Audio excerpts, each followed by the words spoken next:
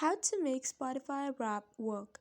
Hey guys, in today's video, I'm going to be telling you how you can make your Spotify Wrap work if it is not working. So let's get started.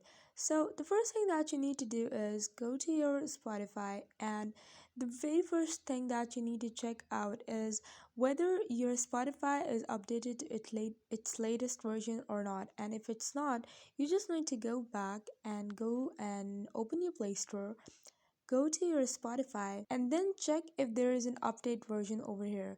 So over here you guys can see that I need to update my Spotify.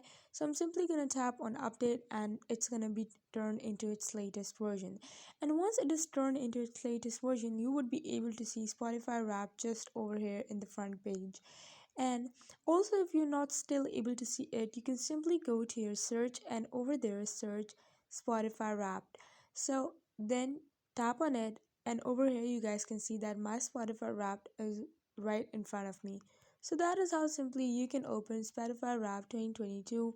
Let me know in the comment section below if this video helped you guys. Do not forget to like, share and subscribe to my channel.